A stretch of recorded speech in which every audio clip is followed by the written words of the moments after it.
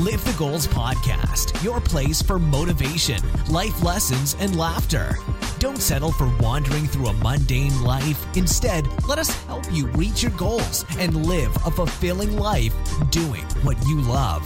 Our guests know what it's like to live with purpose and laugh along the way. Warning, if you're a stick in the mud, you definitely need to stick around. Loosen up your ties, kick off your high heels, and let's get to it with your host, Dale Richardson.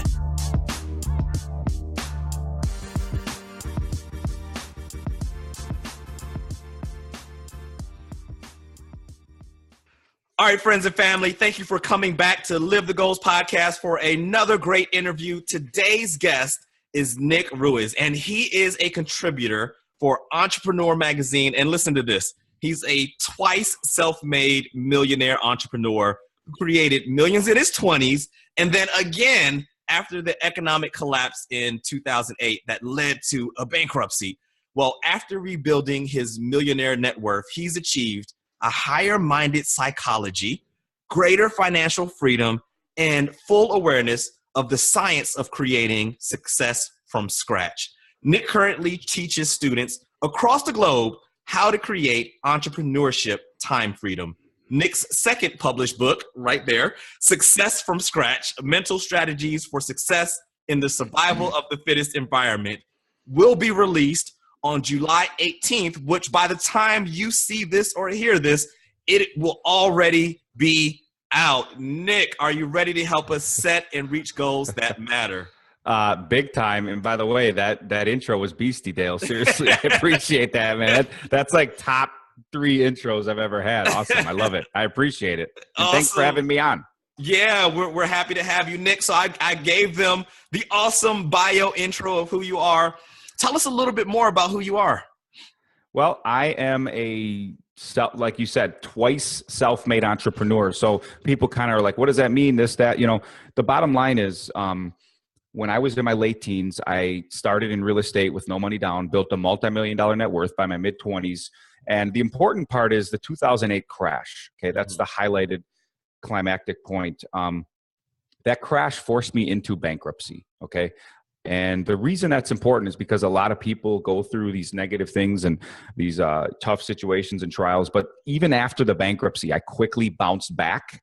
So, I mean, there's a lot of in-betweens that we could go over, but for the sake of time, I want to highlight the main points. I bounced back quickly through evolution, through evolving, through adapting to new environments. And I think that's where people kind of miss the mark as entrepreneurs. They might be killing it in a certain aspect, but the bottom line is economic winds change, and your industry can change, and it can change fast.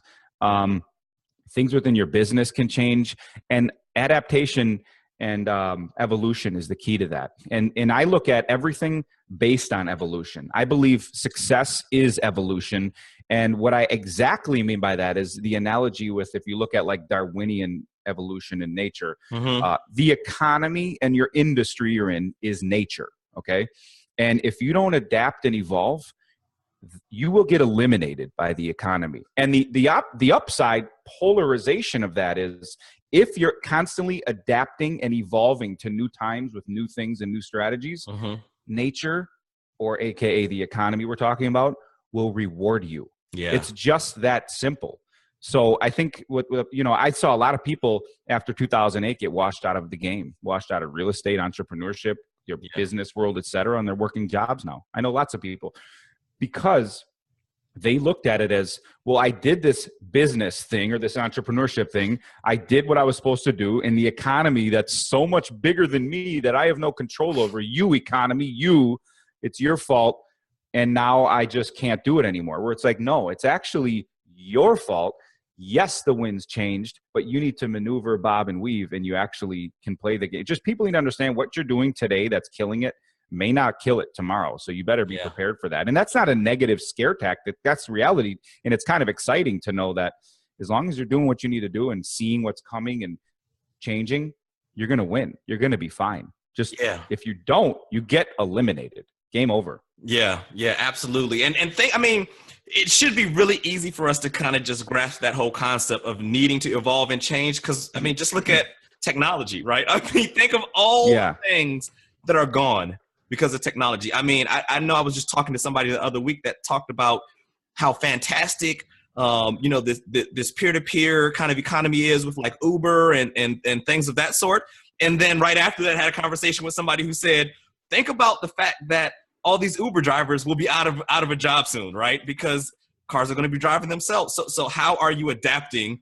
Right. And even look at everyone's personal evolution. For example, how long have you had this show for, Dale? It's been a little over a year. Little over a year. Yeah. If 5 years ago I told you this is what you'd be doing at 11 a.m. on a Tuesday, yeah. It just wasn't on your radar. It wasn't. Like you with these headphones on talking to me on this platform literally wasn't in your radar. And to me, that's what's exciting, because that's what not only, I look at evolution on this macro scale that I just described, but then each person has their own unique evolution. Like what you're going to be doing 3 years from now, Dale, may look drastically different than what you're doing right now based on you evolving as an entrepreneur. And to me, that's the exciting upside. I thrive on that uncertainty. Yeah, that is awesome and exciting.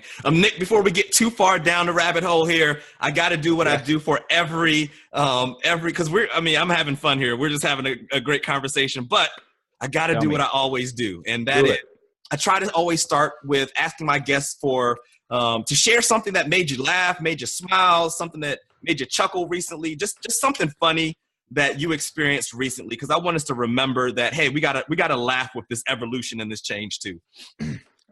What has made me laugh recently that you can share? that I could share. Oh my God.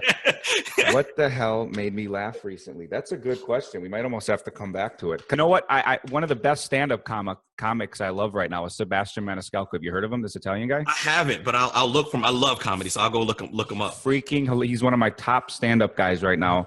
And he's like, he said something about Uber. Rolling back to Uber. He's like, what is Uber? He's got these animated. He's like, it's hitchhiking with your phone.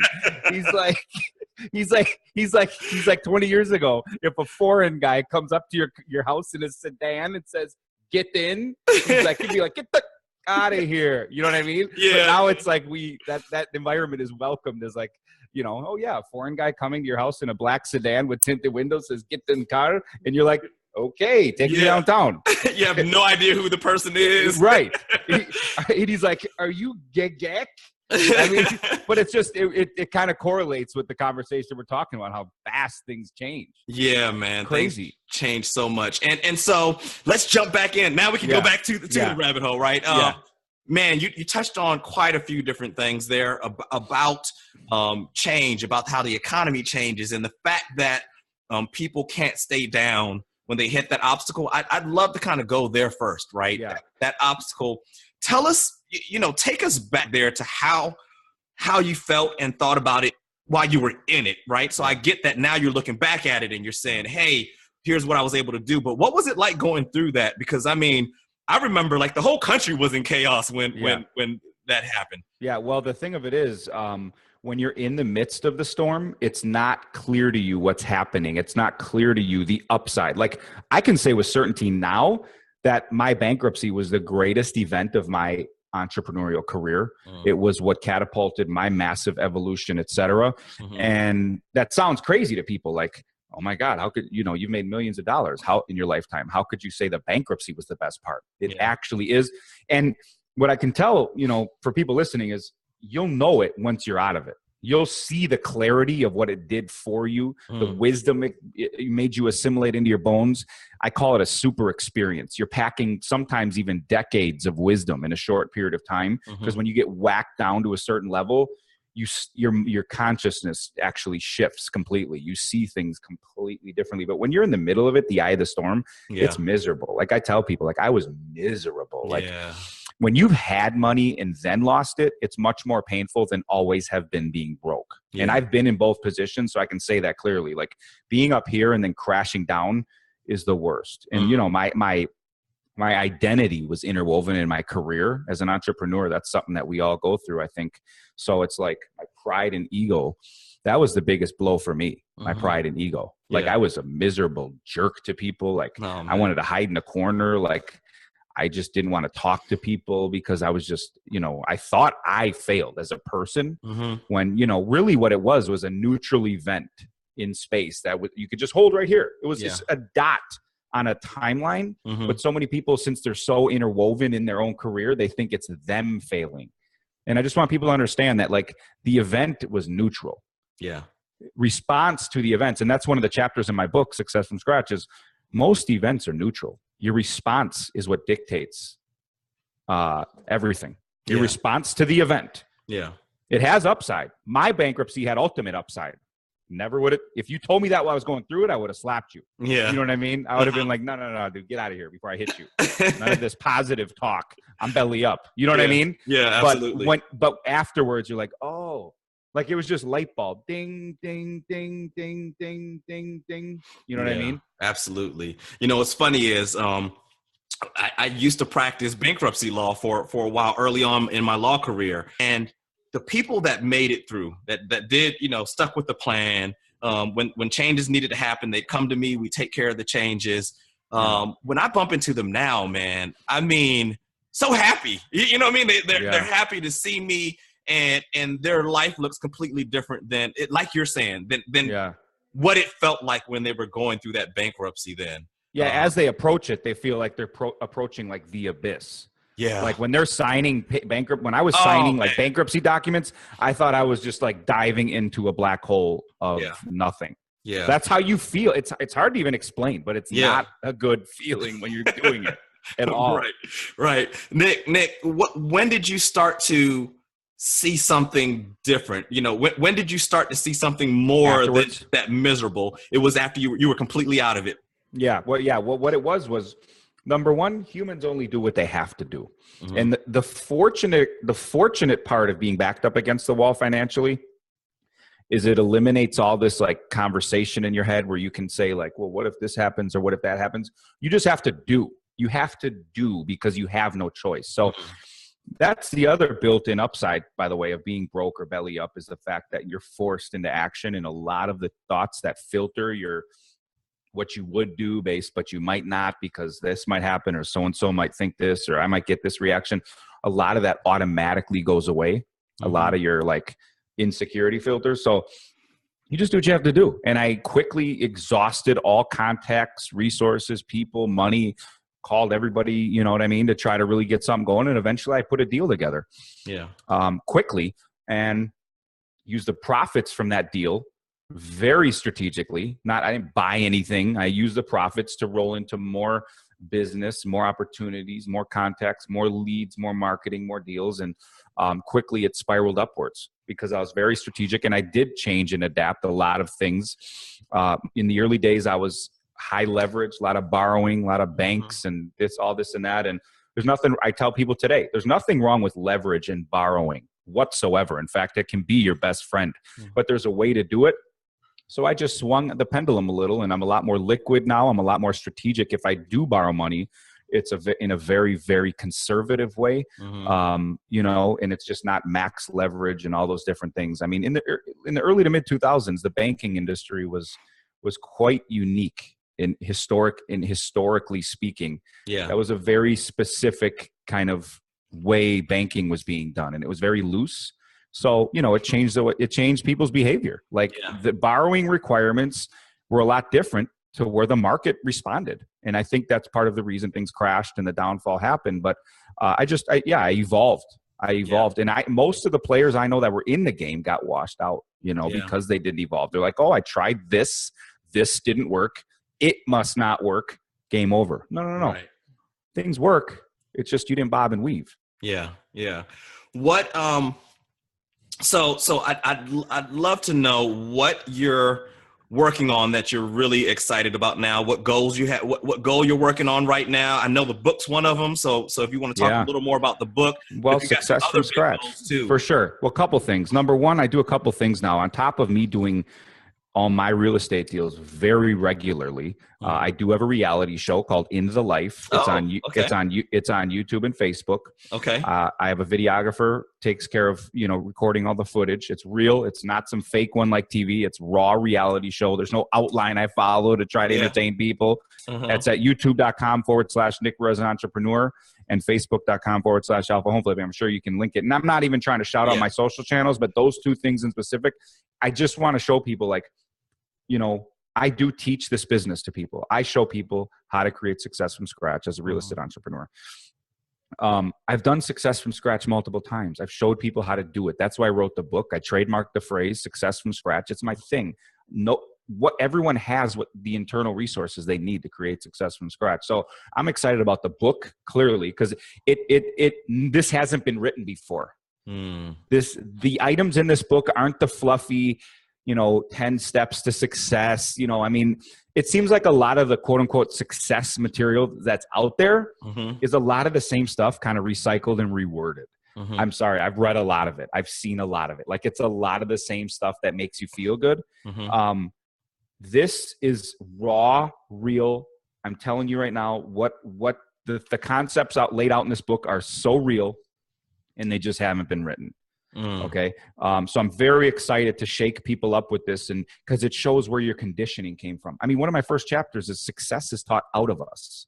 Like, step one, we are hardwired physiologically to succeed. If you look at like raw human nature with kids and how they progress, if you really look at things from an unconditioned psychology, we have a filter over our eyes, whether we believe it or not. And success and opportunity, and I talk about it in this book, is a language. The problem is most people aren't fluent, meaning it's happening all around us. Walk out of your door, there's opportunity and success being presented. Since we don't speak the language and we don't wear the opportunistic lens, there's a disconnect. That's all it is. It's not like you have to, go deep into the forest on a special treasure hunt and success is at the X. Yeah. You don't have to do that. It's there. You just have to speak the language properly. And part of that comes to, this is in the beginning, I shake you and make you realize, like, here's where you're at. Here's how you're seeing things. Here's why you're conditioned the way you're conditioned. And let's get you out of there and show you some of the steps to get into success. But, I'm really excited about the book just because I know that this stuff has not been talked about, and I'm so passionate about it. It's unbelievable. It's a very, very unique book. It's not a quote unquote success book that you've read before, where you wake up and you got to wake up at 5 a.m, you go on your jog, then you write down your 5 goals. And I'm not saying there's anything wrong with that. This is really, really deep, and it puts you on a higher mental plane. After you read it, you're going to feel different. I'm not even joking. So I'm really, really excited about the book. In a big way. Yeah. And you know what I found is that success looks different for everybody. You took the words out of my mouth. I was just about to say that. Absolutely. Yeah. And not only does it look different for all of us, we're all different people with different, gifts and talents and obstacles.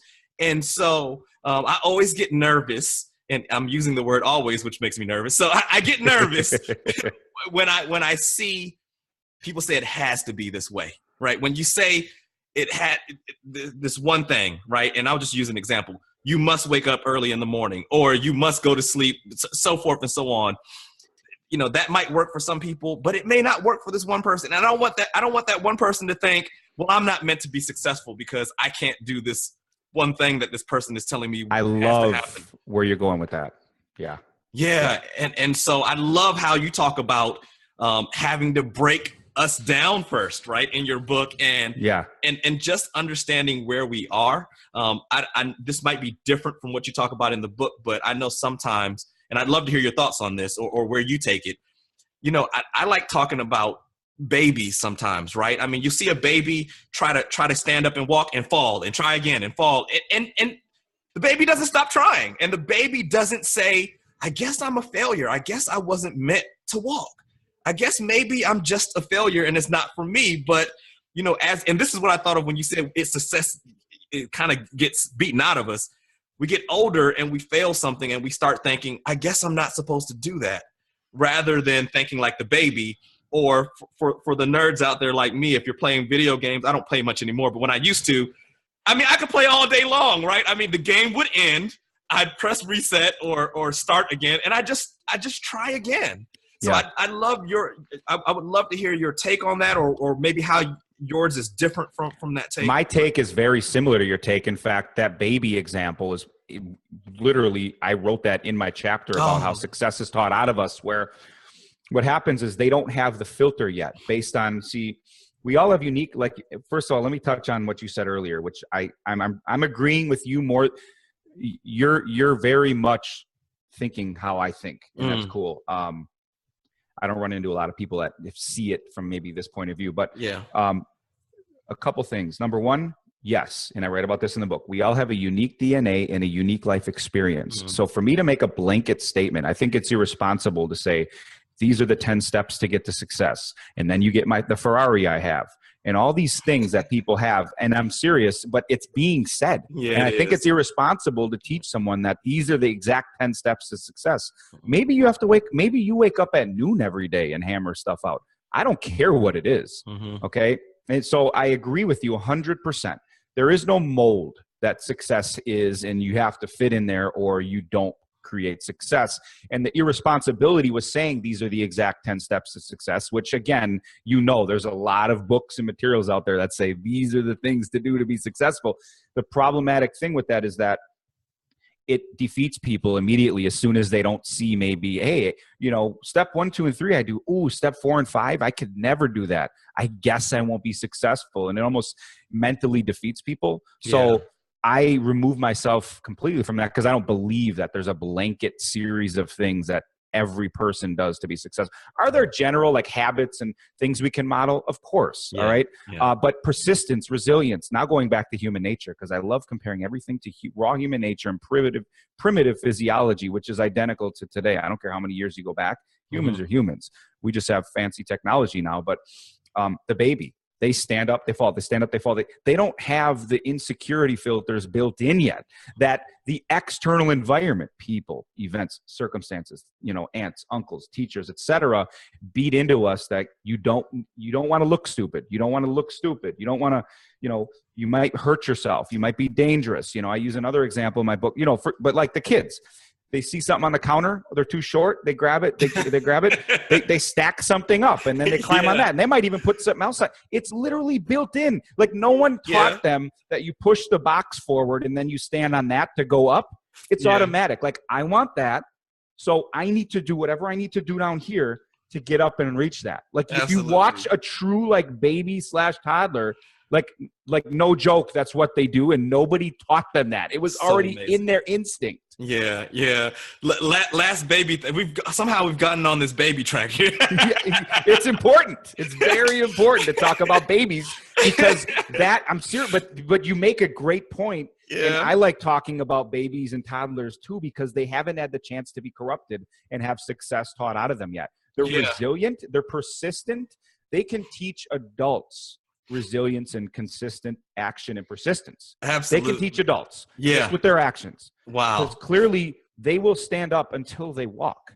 There is no other way except standing up until I actually keep walking, among many other examples. One of the examples I use in my book is little Johnny's 5 years old and he goes out and plays in the mud because he loves worms. It's an off-the-wall example, but it highlights my point. Yeah. He loves worms. Johnny wants to play with worms. He comes in every day all muddy. His clothes are muddy. His shoes are muddy. He's got to take a bath every time. And then as soon as his mom gives him a bath, he goes out and plays with more worms. And then the mom goes nuts and says, little Johnny, you're muddy again. This is crazy. You can't do this anymore. I'm constantly bathing you, blah, blah, blah. And then he goes out and plays. And then, no, we can't get you dirty. We're going to a party. No, we can't get you dirty. It's ready for bed. And it's kind of, I'm going to somewhat extreme example, but to my point, what happens is, when little Johnny's mind starts associating too much pain with going out and playing with those worms, what happens is he plays with them less and less, and maybe some natural instinct of nature, or maybe he was going to be a scientist, or maybe this and that. And it's kind of an extreme example, but I wanted to highlight the point that eventually these natural instincts to succeed and proceed with our natural gifts that we have get slowly extinguished or become very dormant over time, where maybe they're not extinguished and they could be released back out. So that's part of, it's almost like part one of the book is to show you where you're at, what happened to you, why you're not successful. It's probably been extinguished through multiple sources. Then it's like, these are the steps to bring it back out of you. I genuinely believe success is taught out of humans. It's a very important point. Yeah. So there's no denying your energy. and so I'd like to ask you, I tend to find that people that have that energy have some sort of purpose they're working. They believe in it. It's a mission or purpose. Do you feel like, for this phase of life you're in, that you know what the purpose is for right now? Are you still kind of figuring that out? Where do you think you are in that? Well, I'd say that my purpose is always evolutionary. Okay. I'm not a big believer in an extremely rigid track, because what happens when you have extreme rigidity in your path, it can hinder a lot of doors that could be opened, but since you're so rigid, you don't see it. Okay. But I would say that, I love, like I've been flipping houses and doing before and afters and all that kind of stuff. And I do it very regularly, but I've been flipping people, not like figuratively, meaning people come to me now and they make no money or they hate their job. And through my systems, methods, teachings, trainings, coaching, whatever, one way or the other, they get transformed and now they're financially independent. The first time I helped someone do that years back, it gave me a high like I can't believe. Like I was like, oh my God, like this is the best like someone saying, thank you, Nick, because of you and your teachings, I'm free. My family doesn't have to worry about money anymore.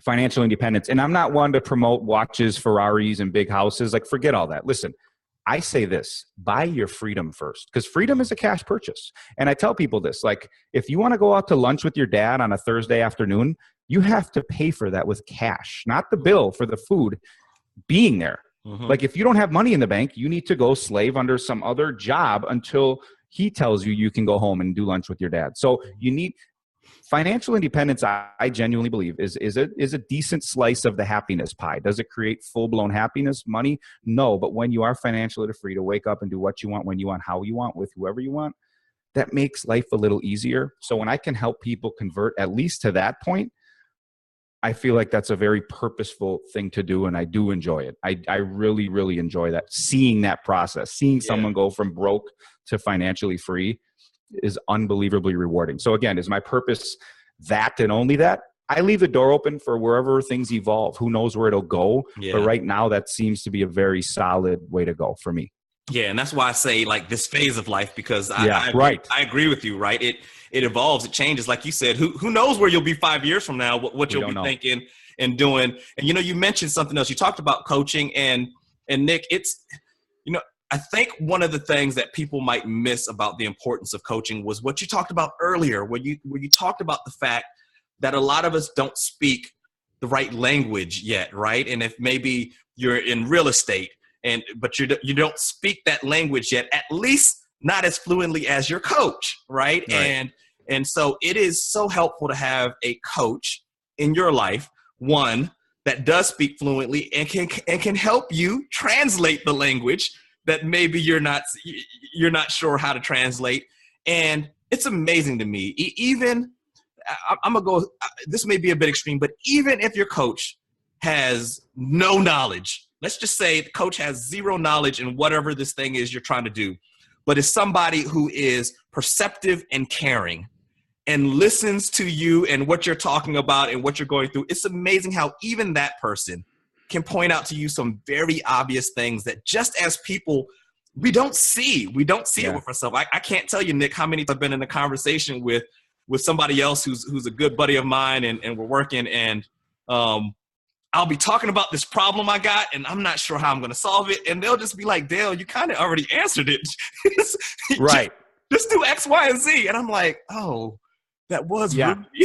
I know. It's amazing what an outside perspective. And in fact, it's funny you say that. You and I think a lot alike, because part of my book talks about like, it may be someone who has no idea what you even do for a living. If you're talking about like a work thing, it could be a freaking professional baseball player, but they see it from that other perspective to where they're like, I don't know anything about your business, but what I see is X, Y, and Z. And you're like, whoa. That's why I tell people, like, don't reject, like, be open to whoever. You don't know where the best advice can come from. And it might come from like total left field. I kind of use the example, like hearing your voice. Like I hear my voice inside my head right now as I speak. Yeah. But then when I listen to my recording, it's a different sound.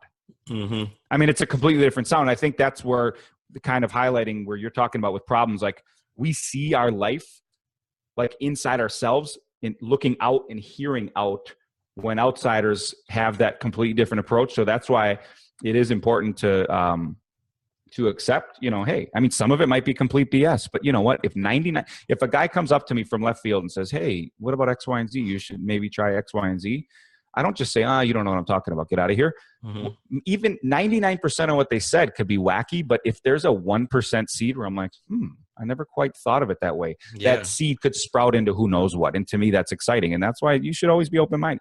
This closed-minded, rigid schedule, write down this and, don't let anything stop you on this thing. And again, persistence is 100% important.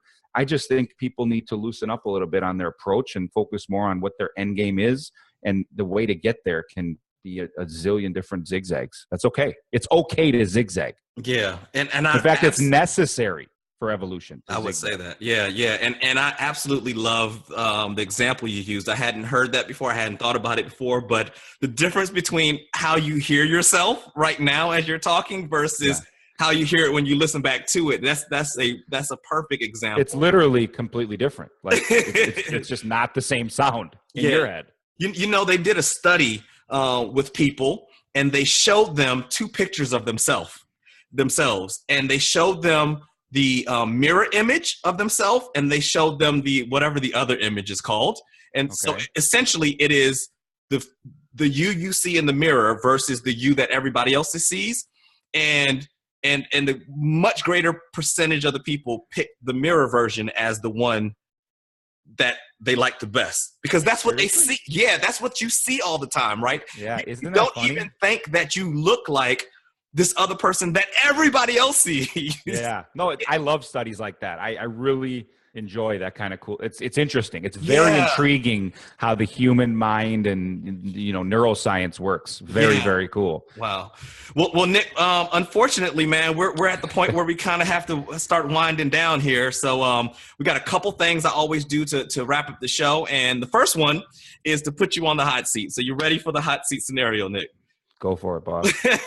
All right. So the hot seat part is you got to choose one of the two. Okay. I get a lot of people that want to say both, but you got to choose one of the two. All right. I'm making you swap lives with one of these two people. Okay. And then after you just tell me who you're going to swap lives with, I don't need the whole answer. I just want the first couple steps, the first little couple pieces of action that person can take. So person number one, this is a guy who is working 40, 50 hours a week and is living check to check. Maybe like some of the people that come to your course, and gets home at the end of the day and just needs to unwind and does that by vegging out, whether it's in front of the TV or online, like surfing social media and things of that sort. That's person A. Person B is somebody who is working crazy hours, feels like he wakes up in the morning, goes to work, and then comes home, goes to sleep, and does it over again. Now he's getting paid a really good salary for doing that. But it feels like he has no control over his time whatsoever. Now, both of these people are unhappy with their life. They're saying that they're finally fed up with it and they want to make a change because neither one of them feels like they're living in their purpose. Neither one of them is really happy with their day-to-day life. Nick, which person are you going to choose to swap into? And then what are the first couple action steps you're going to take? Well, I would take the 40 to 50 hour week guy who is making a lot less because he has the time after work to proceed and cancel out his 40 to 50 hour job a lot faster. Mm-hmm. Not that the 80 hour week guy can't. It's just he has less of the most valuable resource in the universe, which is time. Yeah. There isn't a more valuable resource. So the 40 to 50 hour guy has a lot more of that resource that he can leverage through hustle, consistent action. Very little money is really needed. But on those few hours after work and on the weekends, he can produce something where after 12 to 18 months could hopefully put him in a position to question his need for the 9 to 5. So I would always take the guy that has more time because time is unbelievably valuable. Yeah. And what's step number one for him to get towards producing that something else during that well, me, your guy who loves real estate, I'd say start doing real estate deals using no money or no credit and just using a little bit of time and using my proprietary method, the single family triad, which would then allow him to graduate into rehabbing and selling and then also holding single families for passive income. I have a triad of opportunity within just single families. And that's the reason I love real estate is because you don't need to think of an idea. You don't need to think of a product and all these other branding things and raising capital and all these other things.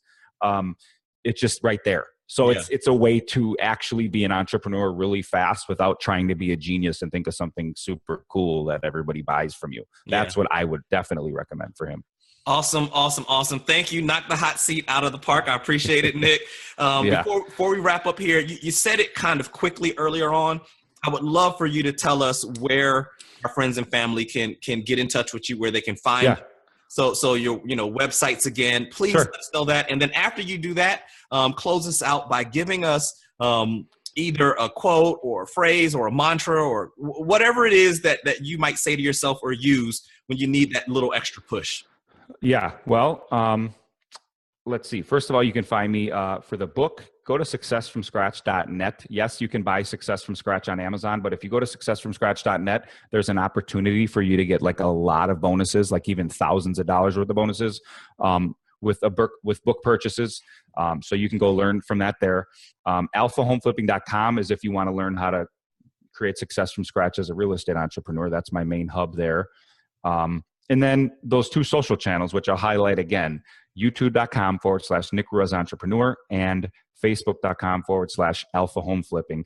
And that's just where I have my reality show. I think there's 28 episodes, but it's raw and real. And it's not really, not a lot of guys are doing that because most people are preaching, do this, do that. This is the theory, etc. I'm in the field practicing my business. Okay. So I just want, and not only are you going to learn from seeing hands-on how an entrepreneur maneuvers in the real marketplace, like in real time, but again, it also confirms like you're learning from someone who actually is an entrepreneur. I think there's a lot of fakers out there that know how to market online, which, allows them to kind of do that. And I'm not knocking anybody's hustle. Sell what you got to sell. I'm just saying when you listen to me, you're listening to a dude who's been an entrepreneur since day one.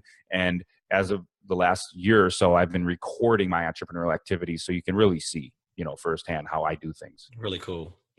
And what's your quote or mantra or phrase that you need a little extra push? Well, I would say that always is evolving. I would say a quote that I do love, and it's not a feel-good quote, but it's reality, and it's Mike Tyson.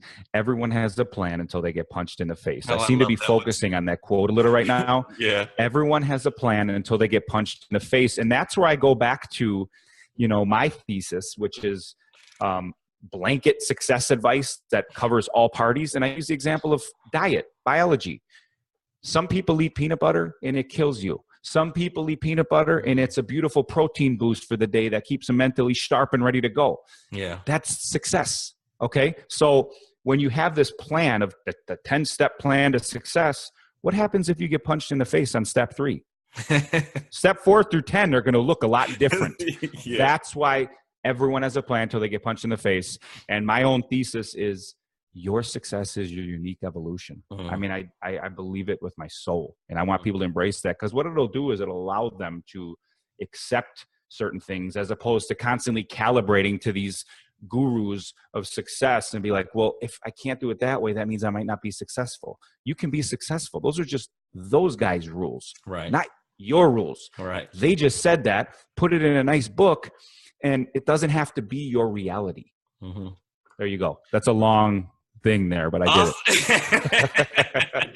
I had to. Awesome. Nick, thank you again for spending this time sharing with us. I know you're going to have a lot of success from the book. It sounds awesome. I can't wait to read it. Friends and family, as you know, all the links to everything that Nick mentioned, to his websites, his book, that'll be down in the show notes. So all you got to do is scroll down and click. If you're driving, you don't have to crash by trying to write it down. It's in the show notes. Just click on it. And we thank you again so much. Go get his book. This episode is being recorded before the book is released. So by the time this comes out, the book's already out there. So go and get it.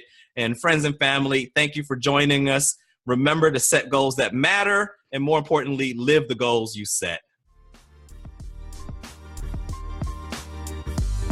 Thanks for checking out the show today, and make sure to click subscribe so you don't miss any future episodes. We hope you take away something that helps fill your life with purpose and laughter. And make sure you head over to LiveTheGoals.com for more info on guests and resources. Remember to set and reach goals that lead you to a life of purpose and passion.